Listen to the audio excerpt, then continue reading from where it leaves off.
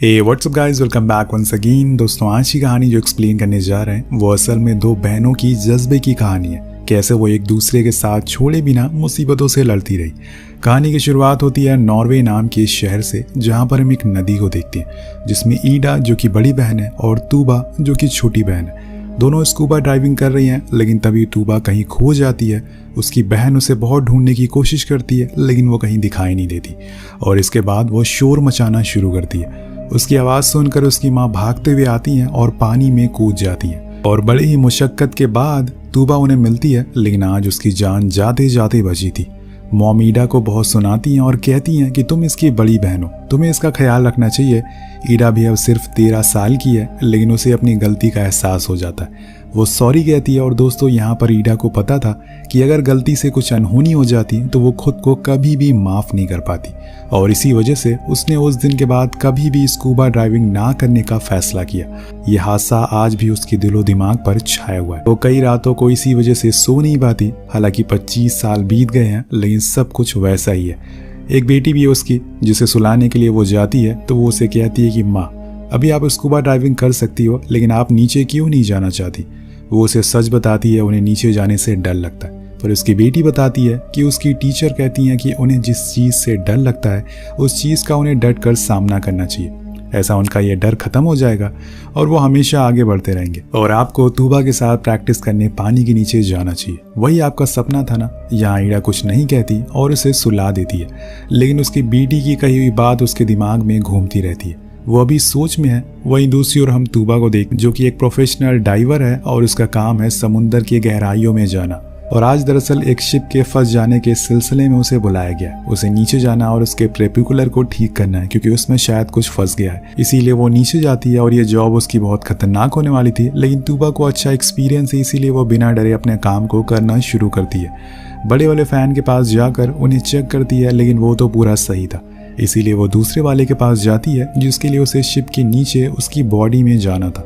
वहाँ उसे असल में फैन में कुछ जाली फंसी हुई मिलती है, जिसको वो हटाने की कोशिश करती है और साथ में ऊपर ऑपरेटर से मजाक में कहती है कि तुम लोग ने इसे ऑफ तो करा है, अगर ये फैन ऑन हुआ तो मेरा कीमा बन जाएगा। लेकिन दोस्तों, यहाँ उसे जिस बात का डर था वही होता है। वो असल में फैन मैनुअल मोड पर सेट था और उस जाल के हटने के बाद वो फिर से चलना शुरू हो जाता है। तूबा ऑपरेटर को बहुत गालियां दी और बाहर आने की कोशिश करती है, लेकिन वो धीरे धीरे तेज होता जा रहा था। इसलिए वो अपना ऑक्सीजन सिलेंडर उतार कर फेंक देती है, जो जाकर उस फैन में फंस जाता है और उसकी जान जाते जाते बचती है। लेकिन ऊपर डेक पर आकर वो पायलट को बहुत मारती है और उसे बहुत सुनाती है, लेकिन सभी लोग उसे शांत कराते हैं। यहाँ वो अपने कटे हुए हाथों को देखती है, जिससे वो उदास हो जाती है। लेकिन अगले ही पल हम उसे खुश देखते हैं, क्योंकि आज ईडा उसे मिलने के लिए आ रही है और वो दोनों सालों बाद मिल रहे हैं और यही वजह है कि वो जल्दी छुट्टी लेकर निकल जाती है। उधर हम ईडा को देखते हैं जो एयरपोर्ट पहुंच चुकी थी और वहां पर तूबा उसका वेलकम करती है। जिसके बाद दोनों कार में बैठते हैं, जहां पर उसे उसकी माँ मिलती है, जो उसे बेटी के बारे में पूछती है। दरअसल शादी के बाद ईडा स्वीडन में रहने लग गई अपनी बेटी के साथ, पर अब वो डिवोर्स देने वाली है। इसी सिलसिले में वो अपनी माँ से बात करती है। घर पहुंचने पर वो उसे झील को देखती है जहाँ पर वो घटना हुई थी। उसे बहुत अजीब लगता है, लेकिन वो इग्नोर करके अंदर चली जाती है। तूबा के पास जाती है और उसे बताती है कि तुम वहाँ स्वीडन क्यों नहीं आती। क्लारा बार बार तुम्हारे बारे में पूछती है, लेकिन यहाँ तूबा बताती है कि उसकी एक नई जॉब लग गई है फिलीपींस में, जिसके लिए उसे अब कुछ दिन के लिए निकलना होगा, पर वो ज़रूर इसे मिलने के लिए आएगी। अब बातों ही बातों में स्कूबा डाइविंग करने का प्लान बना लेते हैं ये लोग और कहते हैं कि क्यों ना कल हम लोग साइड डाइविंग करें। तो ईडा कुछ नहीं कहती। अगली सुबह हम दोनों को ही समुद्र किनारे जाते हुए देखते हैं, यानी कि ईडा मान गई है। लेकिन जब वो कार से उतरती है तो हम उसके चेहरे को देखते हैं। वो बहुत डरी हुई थी। उसने कई सालों से डाइविंग नहीं करी, लेकिन तूबा को अच्छी ड्राइविंग आती है, इसीलिए वो उसे कुछ इंस्ट्रक्शन बताती है। जिसके बाद वो लोग वही पहाड़ किनारे एक टेंट लगाते हैं, लेकिन इतने में वहाँ पर हल्की हल्की बारिश होने लगती है और तापमान गिर जाता है। ईडा वापस चलने को कहती है, लेकिन तूबा उसे समझाती है कि टेंशन मत लो, क्योंकि ये हर रोज यहाँ पर होती रहती है। तुम बस लंबी सांस लो और नीचे जाने के लिए तैयार हो जाओ। हम लोग 13 फीट से नीचे नहीं जाएंगे और 2 घंटे डाइव करेंगे। वो मान जाती है, जिसके बाद वो दोनों अपनी सारी किट को पहन लेते हैं और समुद्र की गहराई में उतर जाते हैं, जहाँ पर उसे कुछ ऐसी चीजों का सामना करना पड़ सकता है जो कि बचपन से भी ज्यादा खतरनाक है, उन्हें जिसके लिए शायद ईडा अभी तैयार नहीं है, इसीलिए वो घबरा रही है। वो दोनों नीचे उतरते हैं और तूबा आगे आगे चलती है, क्योंकि वो इस जगह पर पहले भी आ चुकी है अपनी मॉम के साथ। लेकिन ईडा के लिए ये जगह बिल्कुल नहीं है। एकदम वो वहाँ पर पत्थरों को देखते हैं जो कि पानी से कट चुके थे और उसकी वजह से उन पर काफी अच्छे डिजाइन बन गए थे। तूबा ईडा को मास्क हटाने को कहती है लेकिन वो नहीं सुनती।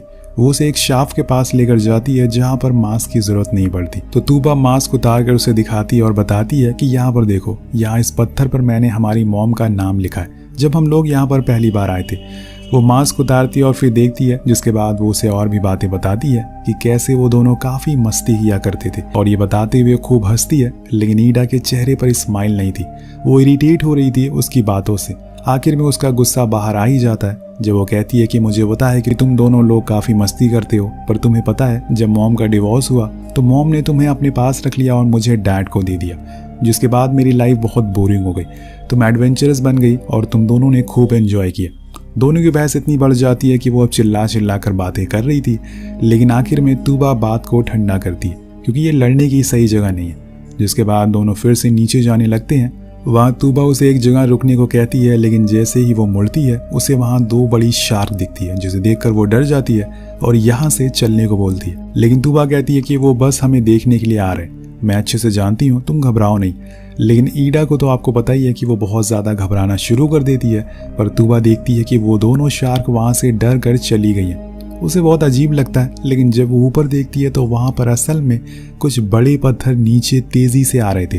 तूबा उस पत्थर के नीचे आ जाती है और वो 13 फीट के बजाय 72 फीट नीचे चली जाती है और जाकर समुंदर की सतह पर रुकती है। अब ईडा ये देखकर बहुत परेशान हो जाती है और तूबा चिल्लाना शुरू करती है। तभी उसे डिवाइस में तूबा की आवाज़ आती है जो उससे कहती है कि तुम टेंशन मत लो, मैं ठीक हूँ, लेकिन तुम्हें घबराना नहीं है क्योंकि इससे तुम्हारी ऑक्सीजन खत्म हो जाएगी। मैं जैसे बता रही हूँ तुम वैसे ही नीचे आती रहो। दोस्तों, वो अपनी उस लोकेशन को बताती है जिसको फॉलो करते हुए ईडा नीचे आती है और वहाँ वो देखती है कि तूबा एक विशाल पत्थर के नीचे फंसी हुई है। पर वो जिंदा है और ठीक है, लेकिन उसकी ऑक्सीजन ज़्यादा देर तक चल नहीं पाएगी, इसीलिए उन्हें जल्दी से कुछ करना होगा। लेकिन सबसे बड़ी मुसीबत है कि उस पत्थर को हाथों से हिला पाना असंभव है, वो बहुत ही ज़्यादा भारी है। ये बात दोनों को अच्छे से पता थी।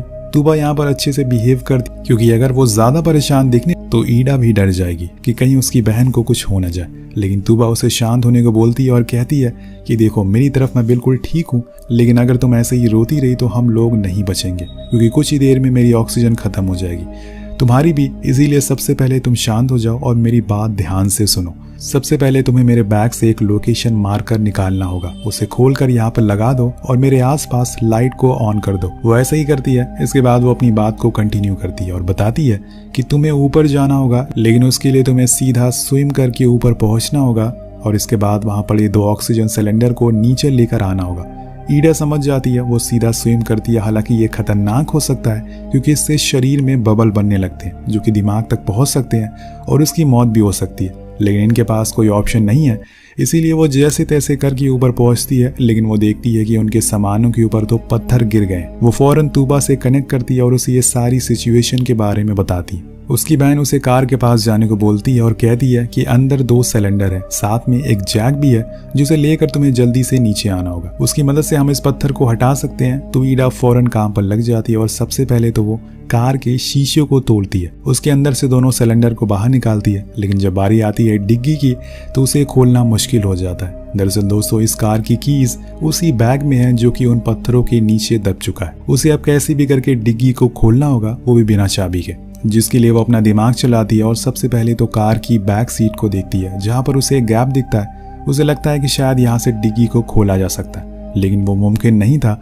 वो उस बैक सीट को ही फाड़ देती है और फिर उस डिग्गी तक जाने की कोशिश करती है, लेकिन उसके बीच में एक स्टील की परत थी जिसे फाड़ पाना असंभव था। वो कार में पड़े एक मैप को भी देखती है, लेकिन अभी उसके पास इतना समय नहीं है कि और चीजें कर सके, क्योंकि तूबा की ऑक्सीजन बस 15 मिनट में खत्म हो जाएगी। उसे फिलहाल तो ऑक्सीजन सिलेंडर देना होगा। वो दोनों सिलेंडर को लेकर नीचे जाने लगती है। पर दोस्तों, तभी वहाँ एक प्लेन गुजरता है जिसे देखकर वो उसकी तरफ इशारा करती है और फ्लेयर भी चलाती है, लेकिन तब तक वो जा चुका था। पर उसकी आवाज़ अभी भी आ रही थी, शायद वो आसपास ही कहीं घूम रहा हो। ईडा वहीं खड़ी रहती है, लेकिन इतने में तूबा उससे कहती है कि उसकी ऑक्सीजन खत्म हो रही है, उसे कैसे भी करके नीचे आना होगा। यहाँ ईडा पूरी तरह से कंफ्यूज हो जाती है कि वो क्या करे, प्लेन के लिए रुके या फिर नीचे जाए। उसी चक्कर में उसके हाथ से वो सिलेंडर नीचे गिर जाता है और फिर क्या था, अब उसे नीचे जाना ही होगा, इसीलिए वो तुरंत नीचे उतरती है, लेकिन तब तक वो सिलेंडर गायब हो चुका था। उधर ऊपर वो प्लेन वापस आता है, लेकिन वहाँ किसी को ना देखकर वो चला जाता है। यानी कि दोनों रास्ते अब ईडा ने गवा दिए हैं। अब तूबा को ढूंढते हुए नीचे आ जाती है और उसे अपना मास्क पहना देती है और कहती है कि मुझसे वो सिलेंडर गुम हो गया है, इसीलिए तुम यहीं पर रुको, मैं आती हूँ। और यहाँ पर वो अपनी बहन के लिए अपनी जान की बाजी लगा देती है और बिना मास्क के ही उस सिलेंडर को ढूंढने के लिए चली जाती है, जो कि उसे थोड़ी ही दूर पर मिल भी जाता है, जिसे लेकर वो फौरन उसके पास जाती है और सबसे पहले तो उसका मास्क को खुद लगाती है, क्योंकि उसने बहुत देर से सांस को रोक रखा था। वो तूबा को उस सिलेंडर से जोड़ देती है और सब शांत होने के बाद वो उसे प्लेन के बारे में बताती है। तो तूबा कहती है कि ठीक है, तुम ऊपर जाकर देखो, क्या पता वो दोबारा आया हो। अगर वो नहीं आया होगा तो तुम डिग्गी को खोलने की कोशिश करना। ईडा ऊपर जाती है और आसपास देखती है, लेकिन दोस्तों आपको पता ही है कि वो प्लेन जा चुका है। इसलिए तूबा उसे बताती है कि तुम्हें डिग्गी को तोड़ना होगा, उसके अंदर जैक होगा, उसे लेकर तुम्हें नीचे आना ही होगा। लेकिन उसके दिमाग में वो घर वाला आइडिया घूम रहा था कि आखिर उसे तूबा की बात को मानना पड़ता है। वो उस डिग्गी को खोलने की कोशिश करनी पड़ती है, लेकिन कोई फायदा नहीं होता। वो घर जाने का सोचती है और चल पड़ती है। बड़ी ही देर बाद वो घर उसे आसपास दिख जाता है, जो कि मैप में था, लेकिन वहाँ कोई भी नहीं था। इसीलिए उसे मजबूरन खिड़की को तोड़कर अंदर जाना पड़ता है और वहाँ पर एक डॉग उसका इंतजार कर रहा था, जो अंदर घुसते ही उसकी तरफ बढ़ता है और मजबूरन खुद की जान बचाने के लिए ईडा को उसे मारना पड़ता है। अब वो पूरे घर में कुछ सामानों को ढूंढती है जिससे वो डिग्गी को खोल सके, लेकिन कहीं कुछ दिखाई नहीं दे रहा था। वो कंप्यूटर को ऑन करती है, शायद वो किसी को मैसेज के जरिए बता सके, लेकिन यहाँ पर इंटरनेट चल ही नहीं रहा है और इसीलिए आइडिया भी बेकार हो जाता है। उसे फिर से कुछ ढूंढना शुरू करना पड़ता है और आखिर में जाकर उसे एक टूल मिलता है जो थोड़ा घुमा हुआ था। जाते जाते वो जगह लिख देती है कि वो दो लोग यहाँ पर इस लोकेशन पर फंसे हुए हैं। मे भी उसके जाने के बाद यहाँ पर कोई आए उनकी मदद करने के लिए। यहाँ से वो सीधा अपनी कार के पास पहुँचती है और उस डिग्गी को उस टूल की मदद से खोलने का ट्राई करती है और फाइनली इस बार वो खुल जाता है। लेकिन अफसोस उसके अंदर ना तो कोई जैक होता और ना ही कोई स्टिपनी। वो पूरी तरह से टूट जाती है और वहीं बैठकर रोना शुरू कर देती है। अब क्या होगा, उसकी बहन बच पाएगी या फिर नहीं? ऐसे तो उसकी बहन मर जाएगी, क्योंकि ये आखिरी सिलेंडर है जो उसने दे दिया। उसने पूरी उम्मीद छोड़ दी है। वो मायूस हो जाती है। उसका डॉग उसे ऐसे रोते हुए देखकर चुप हो जाता है। लेकिन तभी ईडा को अपनी माँ की याद आती है कि कैसे उन्होंने उसकी बहन की जान बचाई थी बचपन में। वो फिर से खड़ी उठती है और वहां लगे एक साइन बोर्ड को उखाड़ लेती है। फिर उसे नीचे ले जाने लगती है, शायद इससे कुछ काम बन जाए। जाते जाते उसे अपना छोड़ा हुआ ऑक्सीजन सिलेंडर भी मिल जाता है, जिसमें 50% गैस बची थी।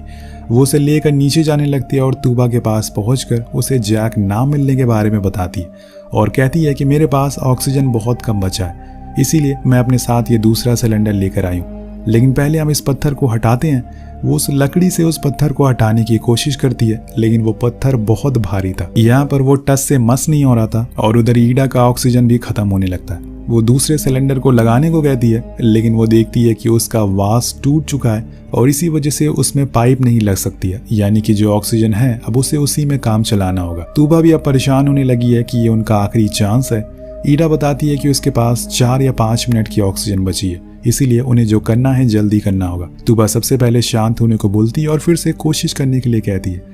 लेकिन दोस्तों इस बारी तो लकड़ी ही टूट जाती है और साथ में तूबा की सारी बचने की उम्मीदें भी। लेकिन तूबा कहती है कि मेरे पास एक आइडिया है, क्यों ना हम उस लोकेशन बैलून को इस पत्थर के नीचे रख दें, जिसके बाद जब उसमें हवा भरेगी तो ऊपर जाएगा और ऐसे में वो पत्थर हिल जाएगा। अब वो ये चीज़ भी ट्राई करते हैं, लेकिन ये भी काम नहीं आता। सब कुछ बर्बाद हो चुका था, कुछ भी सही नहीं हो रहा था इनके लिए। जो भी इन लोगों ने ट्राई किया वो किसी काम का नहीं था। आखिर में ईडा फैसला लेती है कि वो यहीं उसके साथ रुकेगी, क्योंकि ऐसे वो उसे अकेला छोड़कर नहीं जाएगी। दोनों बहन रोना शुरू कर देती हैं। ईडा ने यह गलती पहले भी करी थी, अब फिर से वही गलती उसे दोबारा हो गई। लेकिन तूबा उसे मना करती है और ऊपर जाकर मदद ढूंढने को बोलती है। जो होगा देखा जाएगा। लेकिन यहाँ पर सबसे बड़ी दिक्कत है ऑक्सीजन, जो कि इनके पास नहीं है। पर ईडा नहीं रुकने वाली थी। वो अपना मास्क तूबा को पहना देती है और खुद बिना मास्क के ही ऊपर आ जाती है। यहाँ हम देखते हैं कि उसके नाक से खून आ रहा है, क्योंकि उसके अंदर अब बबल बनना शुरू हो गए।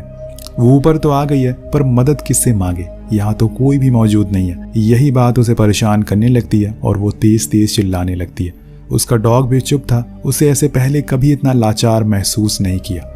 वो पूरी तरह से ब्लैंक हो चुकी थी। लेकिन तभी कुछ भयंकर होता है, क्योंकि बैकग्राउंड म्यूजिक तेज हो जाता है और ईडा की नज़र सामने पड़े उसी पंचर किट पर पड़ती है जो कि उसे डिग्गी से मिली थी।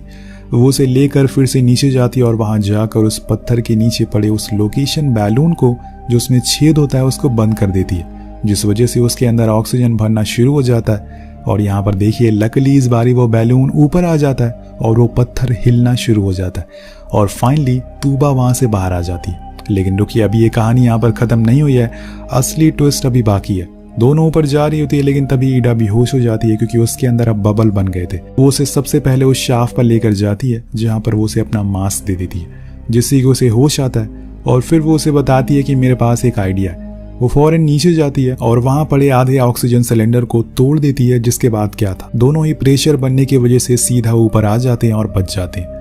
तूबा ईडा को लेकर किनारे तक आती है लेकिन उसकी नाक से अभी भी खून आ रहा था, उसे फौरन हॉस्पिटल ले जाना होगा।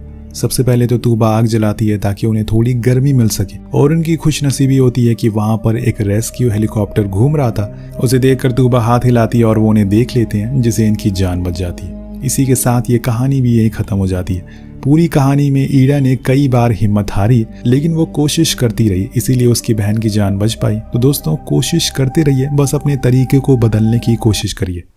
मिलते हैं अगली वीडियो में। Peace out.